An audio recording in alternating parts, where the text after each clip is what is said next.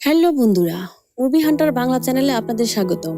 আজ আমি এক্সপ্লেন করব এবারের ঈদে মুক্তিপ্রাপ্ত বহুল আলোচিত বাংলা সিনেমা রাজকুমার। চলুন কথা না বাড়িয়ে শুরু করা যাক আজকের মুভির এক্সপ্লেন।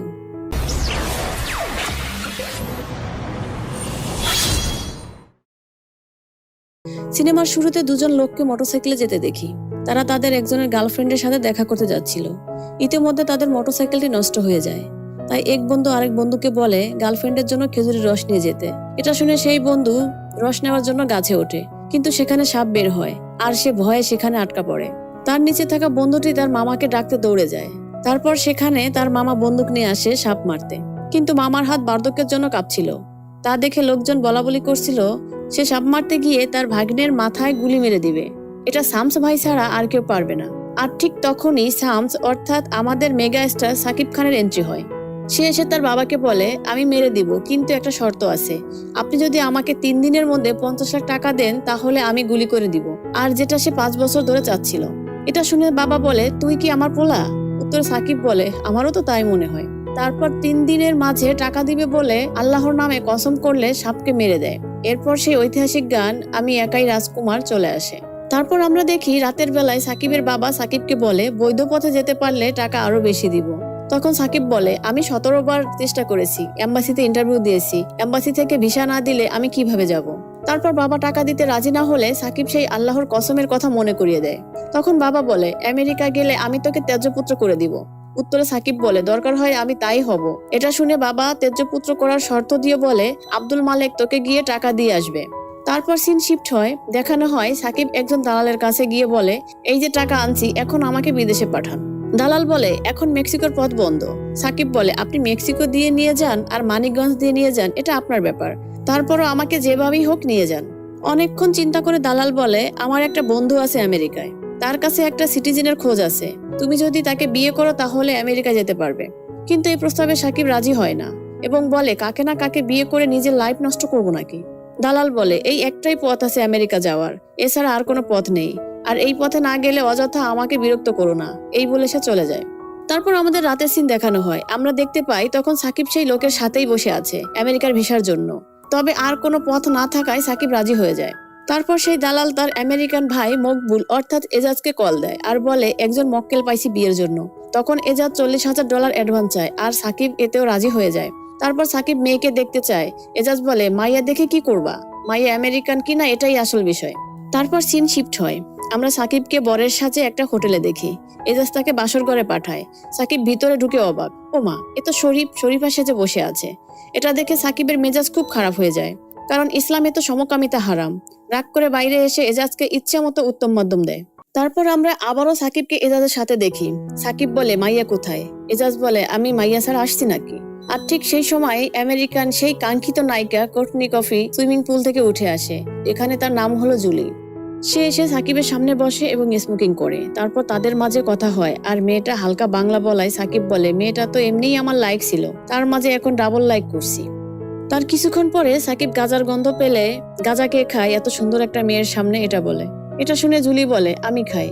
তখন সাকিব তেল মারার জন্য আজইরা গাজার প্রশংসা করে, কারণ যেভাবেই হোক তার আমেরিকা যেতেই হবে। তারপর তারা কাজী অফিসে গিয়ে বিয়ে করে, কিন্তু জুলি সেখানেও সিগারেট খায়। এটা দেখে কাজী সাহেব নো স্মোকিং সাইন ঠিক করে লাগিয়ে দেয়।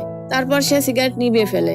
তারপর বিয়ের কাজ সম্পন্ন হওয়ার পর সেখানে তারা ফটো সেশন করে। এজাজ বউয়ের গালে চুমা দিয়ে একটা ছবি তুলতে বলে। তারপর তারা বাসর ঘরে যায়। সাকিব রাতে মেয়ের সাথে ঘুমাতে চাইলে মেয়ে তাকে তার সাথে ঘুমাতে দেয় না, কারণ এই বিয়েটা শুধু আমেরিকা নিয়ে আসার জন্য টাকার বিনিময়ে একটা চুক্তি ছিল মাত্র।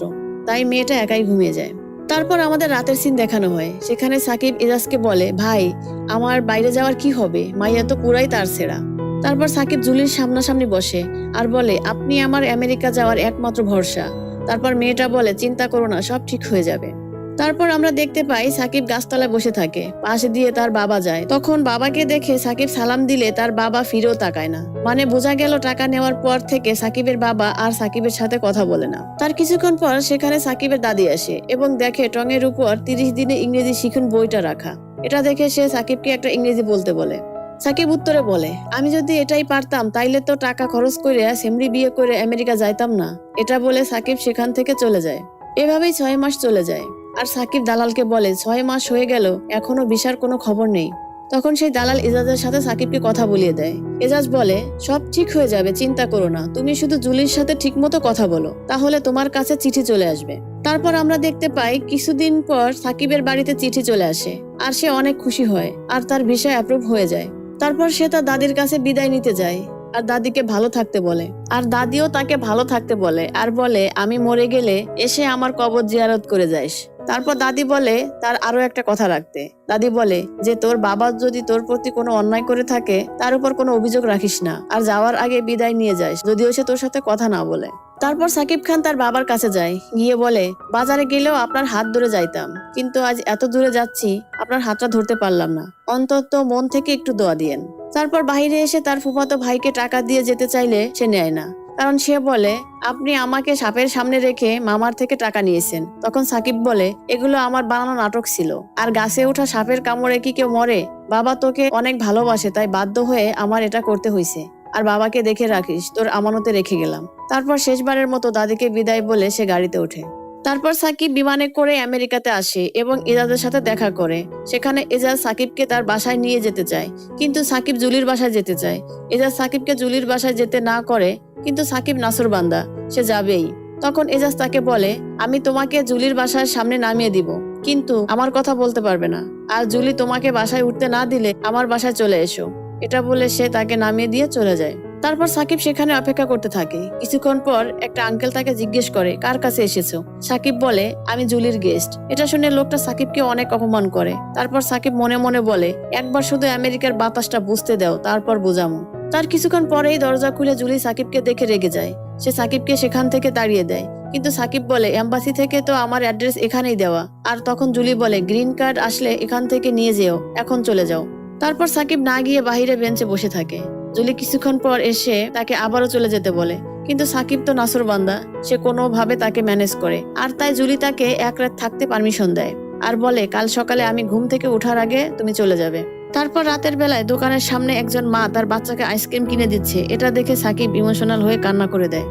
তারপরে সিনে সকালে সাকিব শুয়ে থাকে, তখনই বাড়িওয়ালা এসে চিল্লাচিল্লি করে। সাকিবের ঘুম ভেঙে যায়। বাড়িওয়ালা জুলিকে ভাড়া বাকি থাকার কারণে রুম থেকে বের হয়ে যেতে বলে, আর ঠিক তখনই সাকিব জুলির রুমের সামনের মাসে সহ বকেয়া ভাড়া পরিশোধ করে দেয়। এটা দেখে জুলি সাকিবকে রেগে বলে, তোমাকে ভাড়া দিতে বলছি নাকি, তুমি এখনই চলে যাবে। সাকিব বলে, সব টাকা দেওয়ার পর আমার কাছে শুধু $400 আছে, আমার সব টাকা তো এখানেই শেষ। তারপরে সিনে আমরা সাকিবকে এজাজের সাথে দেখা করতে দেখি। সাকিব বলে, মুরগির খুপড়ির মতো একটা রুমের ভাড়া $1200, এদেশে মানুষ কিভাবে থাকে এত ভাড়া দিয়ে? কিন্তু এজাজ বলে, আমার এটাই মাথায় আসে না, জুলির বাসায় রাতে কিভাবে তোমাকে থাকতে দিল। তারপর তারা খাদিজা বেগমকে কিভাবে খুঁজে পাওয়া যায় এ নিয়ে আলোচনা করে, কারণ তাদের কাছে তো তার ফোন নাম্বার, ঠিকানা বা ছবি কিছুই নেই। যাই হোক, তারপর সাকিব রুমে ফেরে। রুমে এসে জুলিকে ঘুমাতে দেখে সাকিব জুলির গায়ে চাদর পরিয়ে দেয়। তারপর সাকিব জুলির মাথায় হাত বুলিয়ে দিতেই একটু রোমান্টিক ভাইব চলে আসে, কিন্তু তখনই জুলি ঘুম থেকে উঠে তাকে বলে, তুমি এখনই বাসা থেকে চলে যাবে। ঠিক সেই সময় সেখানে বিলেন চলে আসে। জুলি তার সাথে রাগারাগি করে, কিন্তু সে 3 দিনের মাঝে দেখা করার ওয়ার্নিং দিয়ে চলে যায়। তখন সাকিব জুলিকে বলে, কোনো সমস্যা নাকি? এটা শোনার পর জুলি সাকিবকেও ঝাড়ি দেয়। তারপর আমরা দেখি রাতের বেলা সাকিব মন খারাপ করে বসে থাকে। ঠিক তখনই জুলি এসে তাকে সরি বলে, আর সাকিব হেসে বলে, ইটস ওকে। তারপর জুলি বলে, আমি তোমার সব টাকা ফেরত দেওয়ার চেষ্টা করছি।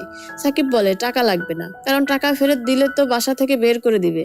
কিন্তু জুলি বলে, এখানে থাকা যাবে না। উত্তরে সাকিব বলে, আমি তো আর তোমার কোনো সমস্যা করছি না, আমরা না হয় রুমমেটের মতোই থাকবো। তারপর জুলি বলে, এখানে থাকলে সমস্যা আছে। তারপর সিন শিফট করে এজাজের সাথে সাকিবকে দেখতে পাই।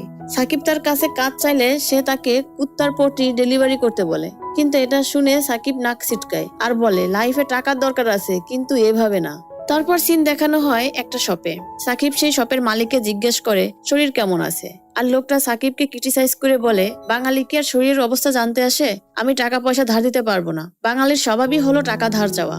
এটা শুনে সাকিব রেগে যায়, বলে, নেক্সট টাইম আমার সামনে কখনো বাঙালিকে ক্রিটিসাইজ করে কথা বলবেন না। এটা বলে সে চলে যেতে লাগে। আর ঠিক তখনই দোকানদার খাদিজা বেগমের কথা বলে, আর সাকিব তার মায়ের কথা শুনে অধীর আগ্রহে ফিরে এসে জিজ্ঞেস করে, ওনাকে কি আপনি চিনেন? কোথায় আছে সে? তখন সেই লোক বলে, তাকে তো এই দেশের মন্ত্রীরাও চিনে, যেভাবে সবার কাছে কাছে তার কথা জিজ্ঞেস করো। মানে সাকিবের দুর্বলতাকে দেখে সে মজা নিচ্ছে। তারপরে সিনে আমরা দেখি সাকিব রুমে গেলে সেখানে বিলেন চলে আসে। সাকিব জিজ্ঞেস করে, কে সে? জুলি বলে, কেউ না, তুমি চলে যাও, তার সাথে কথা আছে। তখন খালেদ বলে, আমিও তার এক কাস্টমার, তারপর সাকিব বলে, কি এমন কথা আমার সামনে বলা যাবে না। তখন খালেদ সাকিবের গায়ে হাত দিলে সাকিব হাত ধরে মুচড়ে দেয়। তারপর সাকিব রাগ করে বাইরে চলে আসে। তারপর সিনে আমরা দেখি সাকিব একটা মহিলাকে নিজের মা বলে দাবি করে। তাকে বলতে থাকে, কিভাবে পারলেন এই ছোট একটা ছেলেকে রেখে 32 বছর দূরে থাকতে? একবারও কি আপনার ছেলের কথা মনে পড়েনি? আপনি খাদিজা বেগম, মিথ্যা কেন বলছেন? এভাবেই সাকিব পাগলের মতো প্রলাপ করতে থাকে। এদিকে মহিলা বিরক্ত হয়ে যায় এবং বলে, আমি আপনার মা না, আমাকে ছেড়ে দিন। কিন্তু সাকিব কোনোভাবেই তাকে ছাড়ে না। তাই সেখানে পুলিশ চলে আসে আর মহিলা তার আইডি কার্ডের নাম পুলিশকে দেখিয়ে বলে ইনি মানসিক রোগী। তারপর পুলিশ সাকিবকে অ্যারেস্ট করে নিয়ে যায়। এখানেই এই সিনেমার ইন্টারভেল হয়। তারপর আমরা দেখি এজাজ ও সাকিব একসাথে বসে আছে। এজাজ সাকিবকে ছাড়িয়ে আনে আর বলে, তুমি আমাকে বিপদে ফেলে দিছো। উত্তরে উল্টো সাকিব বলে, আপনি আমাকে বিপদে ফেলেছেন, খারাপ একটা মেয়ের সাথে বিয়ে দিয়ে আস্ত একটা প্রস্টিটিউট সে। তখন এজাজ বলে, জুলি খারাপ মেয়ে না। খালেদ জুলিকে আর জুলি খালেদকে পছন্দ করত, কিন্তু খালেদ ড্রাগসের ব্যবসা করে বলে জুলি ব্রেকআপ করে দেয়। আর তোমার থেকে $40,000 নিছে কেন জানো? খালেদের ড্রাগস সহ জুলিকে গাড়িতে পেয়ে পুলিশ অ্যারেস্ট করে আর জুলিকে সেই মামলা থেকে জামিন করতে $40,000 লাগে। কিন্তু টাকা দিয়ে জুলি জেল থেকে বের হতে পারলেও খালেদের হাত থেকে রেহাই পায়নি। জুলিকে মেরেছে অনেক। এটা শুনে সাকিব এজাজকে বলে, খালেদকে কোথায় পাওয়া যাবে? তখন এজাজ খালেদের বাড়ির অ্যাড্রেস দেয়। তারপর সাকিব সেখানে জুলিকে সাথে নিয়ে গিয়ে খালেদকে ব্যাপক মারপিট করে আর বলে, কি ভেবেছিলি ও একা? ওকে দেখার মতো কেউ নাই, ও বউ আমার। এরপর যদি তোকে ওর আশেপাশে দেখি তাহলে তোকে মেরে প্যাকেট করে বাংলাদেশে পাঠিয়ে দেবো, এই বলে সে থ্রেট দিয়ে চলে আসে। তারপর সিন শিফট হয়। সাকিবের কাছে একটা কল আসে। সাকিব শুনতে পারে তার দাদি মারা গেছে। তারপর সাকিব চুপ হয়ে বসে থাকে। জুলি জিজ্ঞাসা করে, কি হয়েছে? সে বলে, দাদি মারা গেছে। জুলি বলে, তাহলে বাংলাদেশে যাচ্ছ না কেন? সাকিব বলে, বাবা চায় না যে তাই। তারপরে সিনে আমরা দেখি জুলি সাকিবকে জিজ্ঞেস করে, বাবা কেন রাগ করে আছে? সাকিব উত্তরে বলে, আমি আমেরিকা আসার জন্য। তারপর তার মাকে নিয়ে নানান কথা শেয়ার করে। কেউ বলে কাউকে পছন্দ করে তাই সে চলে আসছে, আবার কেউ বলে বাবার অত্যাচারে। আমি শুধু তাকে একটা কথাই বলতে চাই, আমার কথা কি তার একবারও মনে পড়ে না? জুলি জিজ্ঞেস করে, তুমি যাকে খুঁজছো সেই খাদিজা বেগম তোমার কে লাগে? সাকিব বলে, আমি তার ছেলে। এগুলা শুনে জুলিও ইমোশনাল হয়ে যায়। তারপর জুলি সাকিবকে বলে, আমি তোমাকে ভালোবাসি। তখন জুলির মুখে ভালোবাসার কথা শুনে সাকিব হেসে উত্তর দেয়, আমিও তোমাকে খুব ভালোবাসি। তারপর সেই বালাম আর কুনালের রাজকুমার গানটি চলে আসে। তারপরে সিনে দেখতে পায় খালেদ তার লোকজনকে বলছে, লাইফে প্রথম কেউ আমার গায়ে হাত দিছে, আমি এই ছেলের ডিটেলস চাই। সিন শিফট হয়। আমরা দেখি সাকিব একটা অফিসে গিয়ে তার মায়ের তথ্য বের করতে বলে। লোকটা বলে, আমার চাকরি থাকবে না, সাথে এজাজও রিকোয়েস্ট করে। তারপর লোকটা বলে, যদি সে এই দেশে না থাকে বা মারা যায়? তখন সাকিব বলে, হয়তো থাকতেও পারে, মা তো, ভাই একটু দেন না। এগুলো বলে আকুতি মিনতি করে। লোকটা বলে, নাম দিয়ে যাও, আমরা বন্ধুদের মাধ্যমে খুঁজে দেওয়ার চেষ্টা করব। পরের সিনে সাকিব আর এজাজ বসে বলাবলি করছে, মা কি আমাকে চিনবে? এজাজ বলে, তুই কি চিনবি? সাকিব বলে, হ্যাঁ। এজাজ বলে, তাহলে সেদিন অন্য মহিলাকে মা ডেকে জেলে গেলি কেন? সাকিব বলে, সেদিন মাথা ঠিক ছিল না। তারপর সে আবারও খুঁজতে শুরু করে আর ছোটবেলার কথা কল্পনা করতে থাকে। তারপর সিনে সাকিব আর এজাজ রাস্তায় বসে থাকে আর খালেদ তাদের ফলো করে। তারপর সেই অফিস থেকে সাকিবকে 3 জন খাদিজা নামের মহিলার ফোন নাম্বার আর ঠিকানা দেয় আর বলে, কল দিয়ে দেখেন। সাকিব বলে, গিয়েই দেখবো। প্রথম জনকে পায়, কিন্তু সে তার মা না। দ্বিতীয় জায়গায় যায়, কিন্তু সে অন্য জায়গায় চলে গেছে। পরের জায়গা যায়, বলে একজন থাকতো, কিন্তু সে বাফেলো থাকে। সাকিব বলে, আমি তার ছেলে, আমার নাম শামসুল হক। লোকটি বলে, তার একটা ছেলে আছে, তার নাম রাজকুমার। তারপর সাকিব সেখানেই যায়, কিন্তু তাকে পায় না। পরের সিনে সাকিবকে জুলির সাথে দেখি। সাকিব বলে, আজ মনে হচ্ছে মাকে আর হয়তো খুঁজে পাবো না। ঠিক সেই সময় তার কাছে ফোন আসে, তার বাড়িওয়ালা মারা গেছে আর তাকে ছাড়া মাটি দেওয়া যাবে না। সাকিব বাসায় যায়, তার কাছে একটা উইল দেওয়া হয় আর তার স্থাবর অস্থাবর সব সম্পত্তি তাকে দিয়ে বলে, আমি একজন মুক্তিযোদ্ধা, আমার লাশ বাংলাদেশে যে কোনো একটা জায়গায় মাটি দিও। তারপর রংপুর এসে তাকে মাটি দেয়। তারপর সে তার দাদির কবর জিয়ারত করে আর তার কথা স্মরণ করে। বিদায় বেলায় বলেছিল, আমি মরে গেলে এসে আমার কবর জিয়ারত করে যাস। তারপর সে তার বাবার দরজায় গিয়ে ফিরে আসতেই তার বাবা তাকে ডাক দেয়, রাজকুমার এদিকে এসো, তোমাকেই ডাকছি। সে বলে, তোমাকে তোমার মা রাজকুমার বলেই ডাকতো। আমি রাগ হতাম। সে বলতো, ওকে তো আমি কোনো নাম দিই নাই, তাই সে আমার রাজকুমার। আমি সারা জীবন তোমাকে তোমার মার থেকে দূরে রাখছি, কারণ তুমি যেন না জানো আমি তোমার মার সাথে যে অন্যায়টা করেছি। আবার তোমার মার সাথে যা হয়েছে তা ব্যাখ্যা যদি না দেই, তাহলে সারা জীবন আমাকে তুমি তোমার মায়ের মতো ঘৃণাই করবে। তারপর ফ্ল্যাশব্যাক দেখানো হয়। সাকিবের বাবা কাজের ছেলেকে নিয়ে বাজার থেকে আসছিল, আর কাজের ছেলেটা হুসট খাওয়ার বাহানায় সাকিবের মা পুকুরে গোসল করতেছিল সেটা দেখে। এটা দেখে সাকিবের বাবা রাগ করে বলে, তুমি কখনো বেপরদায় পুকুরে যেয়ে গোসল করবা না। যদি পুকুরে কখনো ডুব দাও তাহলে বিনা তালাকেই তুমি তালাক হয়ে যাবে। কিন্তু তারপর একদিন সাকিব পুকুরে পড়ে যায়। সংবাদ পেয়ে মাহি দৌড়ে পুকুরে ঝাঁপিয়ে পড়ে, আর পিছন থেকে সাকিবের বাবা খাদিজা খাদিজা বলে ডাকছিল। এরপর সাকিবের বাবা দরজা বন্ধ করে বসে থাকে। মাহি ডাকলে বলে, আপনার সাথে আমার তালাক হয়ে গেছে, আপনি আপনার বাবার বাড়ি চলে যান।